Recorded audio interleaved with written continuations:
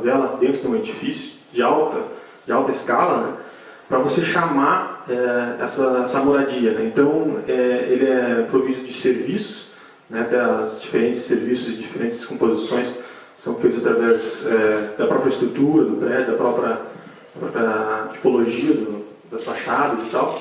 Então, a parte da habitação, para a medida do edifício, seria gradativa. Né? Então, você tendo serviços, hospitais, escolas, todo tipo de serviço dentro desse edifício, você chamaria essa favela a se reduzir e assim filtrar dentro do prédio, e reduzindo assim a parte plana da favela e substituindo por mata nativa. Né? Então, aí mostra algumas imagens, o croquis, a gente pode ir passando. Essa é uma perspectiva externa, né? E essa daí também, perspectiva externa. Então, foi interessante que ele deu até um resultado assim, interessante lá fora, por ser feito em Nova York. Só para falar um negócio rapidinho, a maioria dos concursos que a gente fez foi para fora. A gente não quis muito no começo fazer concurso para cá, porque a gente achava que... Bom, a gente não concordava com várias coisas não concorda com várias coisas que acontecem, então a gente acabou optando por fazer concurso para fora do país e buscar realmente essa linha que a gente acha interessante de teoria e coisas do tipo, para conseguir evoluir um pensamento teórico arquitetônico e não simplesmente repetir um modelo que é tido como padrão e muita gente acaba fazendo.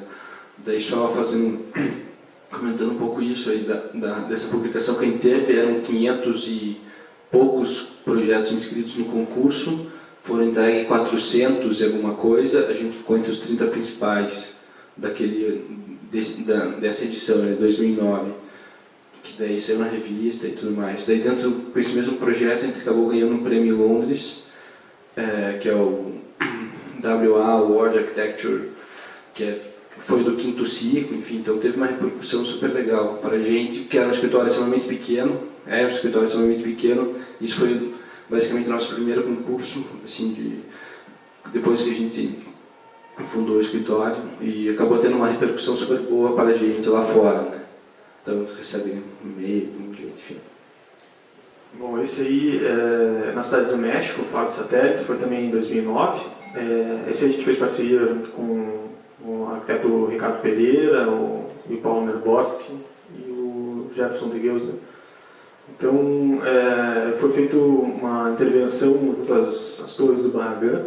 Né? Então, o programa era uma escola de grafite e uma área de apresentação de música. Né? Então, também foi um trabalho interessante, que até no final tem umas imagens de maquete. Então, mostra um pouco da parte do processo do escritório, que utiliza da maquete como processo de projeto. Né? Isso para a gente sempre foi bem importante. Então, esse projeto, todos os projetos estão em ordem cronológica, sabe? Então é a nossa evolução mesmo. E quando a gente fez esse projeto, a gente estava estudando bastante Paul Virilio, que também é um outro filósofo que é bem interessante, fala várias coisas. Tem um livro dele que é Espaço Crítico, e era um livro que a gente estava discutindo muito no escritório quando a gente fez isso. Então tem a relação do movimento e tudo isso. Então o projeto é um pouco o resultado dessa consequência dessa literatura, né? Esse é um museu, esse concurso que a gente fez no Museu Exploratório da Ciência da Unicamp foi um concurso que a gente fez aqui para o Brasil. O resultado a gente não teve nada. Bom, aí é uma foto interna do espaço expositivo, o que a gente queria. Aí tem uns cortes, como que tudo isso estava funcionando. A gente vai passar meio rápido essa parte. Aí a parte de um acesso posterior, enfim, lá em cima o café. Isso eu acho que é interessante comentar, foi legal ter participado, foi feito em 3 semanas, né? Foi em pouco tempo, né? Então, foi engraçado porque esse foi o único e primeiro, acho que, concurso nacional que a gente participou, e foi engraçado porque várias pessoas de fora participaram, né? Então foi legal ver o resultado e ver essa diferença do concurso fora, concurso aqui de dentro. E o Ricardo Dias, que ajudou a gente na assessoria estrutural, tudo mais, foi bem bacana. Esse foi o Up to 35, que a gente fez para Atenas, que é a residência estudantil. Pode passar. Bom, aí dentro dos questionamentos que a gente tinha era a questão da multifuncionalidade, de tentar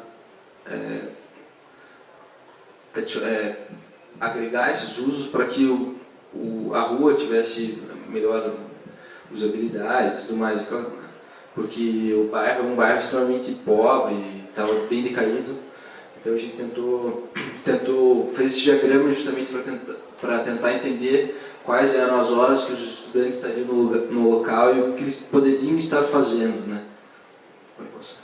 Então, a relação das cores ali era o amarelo, se for o mais público possível, então a gente tentou. Hoje o que tem lá é extremamente privado, o que a gente queria fazer era tornar a proposta o mais pública possível e diminuir a área privada. Bom, aí eram diversos terrenos e a flecha amarela é a tensão que tinha no lugar e como que a gente reagiu a isso foi pela flecha rosa. Aí. Bom, é uma inserção urbana dentro. Implantação, que era como se fosse uma série de terrazos e tudo mais. Eles pediam essa tipologia viral. Viral.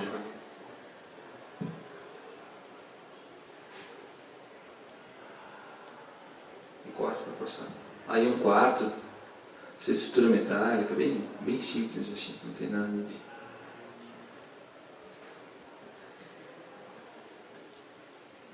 Maquetes. Aí é uma instalação que a gente fez, que se chama Lagoon Close, que é junto com uma artista aqui de Curitiba, que se chama Elizabeth Finger. A gente fez no Sesc Pompeia, que é o projeto da Lina, lá em Vietnã. Enfim, era só uma instalação que ela tinha desenvolvido um filme. A gente montando mesmo, coisas bem na raça.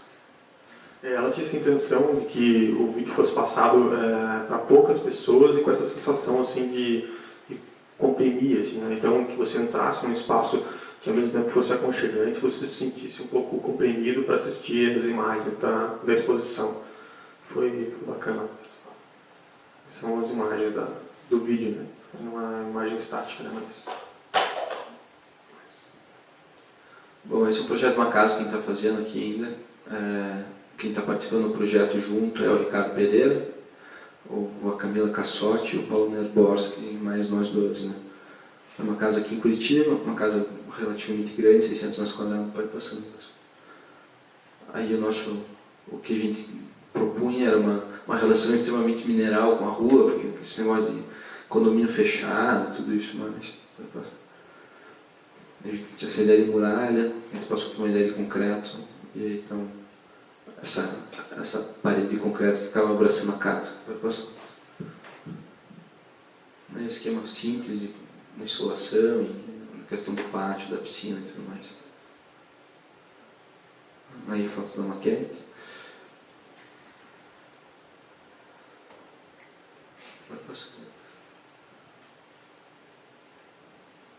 As plantas aí nem vou explicar. Mas por final acho que vale a pena mais se ater quem está fazendo mais recentemente. Pode passar. Aí vista da sala de jantar, enfim, tem uma lareira.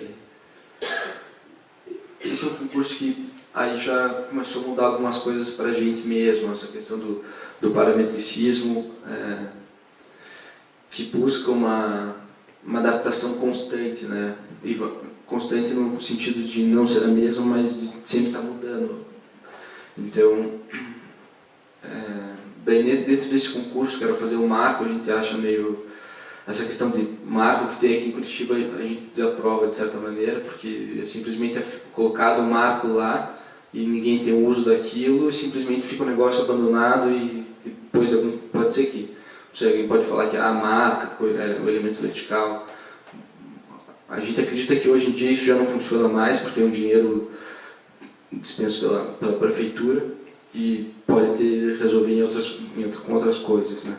Então, nesse concurso a gente achava interessante, tinha essa questão do elemento vertical e a relação espacial, né? Inicialmente a gente ficou com o espaço e todo esse campo que se transforma, que é dinâmico, que gera uma infinidade de relações que são muito mais contemporâneas do que um simples elemento vertical de uma cidade medieval que naquela época era mais um ponto de encontro. Então esse espaço com os visuais, e como era numa beira de estrada, a gente achava interessante ter um ritmo, então quando o carro passava lá, mudava o som e tudo mais. Daí a gente tentou